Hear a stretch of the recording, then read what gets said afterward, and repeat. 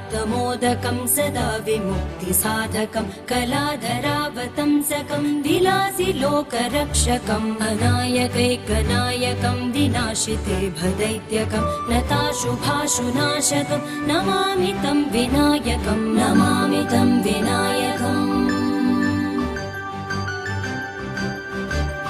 न ते करातिभीकरं नवोदितार्कभास्वरं न वत्सुरारिनिर्जरं न ताधिकापदुत्तरं सुरेश्वरं निधीश्वरं गजेश्वरं गणेश्वरं महेश्वरं तमाश्रये परात्परं निरन्तरं नमामि तं विनायकम् समस्तलोकशङ्करं निरस्तदैत्यकुञ्जरं दरेतरोधरं वरं वरे भवक्त्रमक्षरं कृपाकरं क्षमाकरं मुदाकरं यशस्करं मनस्करं नमस्कृतां नमस्करोमि भास्वरं नमामि तं विनायकम्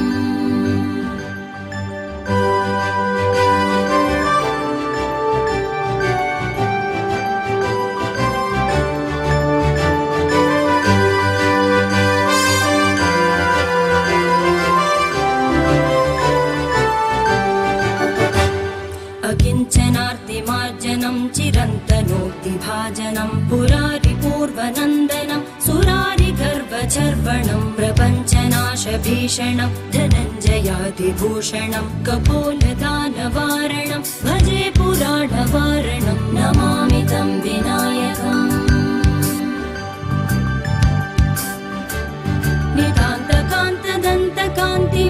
नितान्तकान्तदन्तकान्तिमन्तकान्तकात्मजम् अचिन्त्यरूपमन्तहीनमन्तराय कृन्तनं हृदन्तरे निरन्तरं वसन्तमेव योगिनां तमेकदन्तमेव तं विचिन्तयामि सन्ततं नमामि तं विनायकम् महागणेश पञ्चरत्नमादरेण योन्वहं प्रजल्पति प्रपादके हृदि स्मरन् गणेश्वरम् अरोगितामदोषतां सुसाहितीं सुपुत्रतां समाहितायुरष्टभूतिमभ्युपैति सोचिरा नमामि तं विनायकम्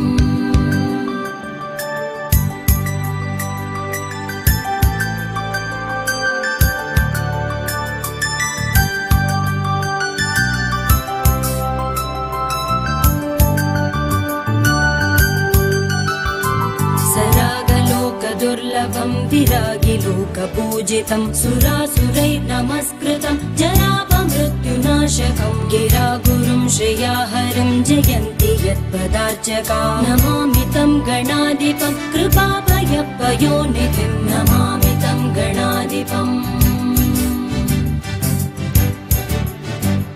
गिरीन्द्रजामुखाम्बुज प्रमोददानभास्करं खरीन्द्रवक्त्रमानताङ्गसङ्गवारणोद्यतं सरीसृपेशबद्धकुक्षिमाश्रयामि सन्ततं शरीरकान्तिनिर्जिताब्ज बन्धुबालसन्ततिं नमामि तं गणाधिपम् शुकादिमौनिवन्दितं गकारवाच्यमक्षरं प्रकाममिष्टदायिनं सकामनं रपन्तये चकासतं चतुर्भुजैर्विकासपद्मपूजितं प्रकाशितात्मतत्त्वकं नमाम्यहं गणाधिपं नमामि तं गणाधिपम्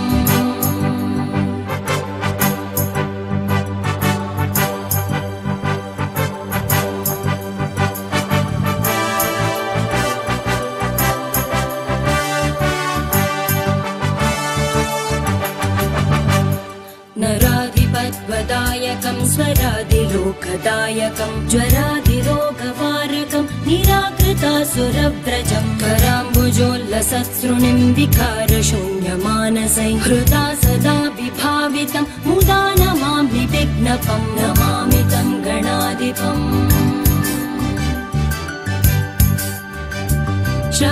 क्षमापणोदनक्षमं समाहितान्तरात्मना सुमादिभिः सदार्चितं क्षमानिधिं गणाधिपं प्रमादवादिपूजितं यमान्तकात्मसम्भवं क्षमादिषड्गुणप्रदं नमामि तं विभूतये नमामि तं गणाधिपम् गणाधिपस्य पञ्चकं नृणामभीष्टदायकं प्रणामपूर्वकं जना पठन्ति ये मुदायुता भवन्ति ते चिरायुषोऽधिकश्रिय सुसूनवो न संशय नमामि तं गणाधिपम्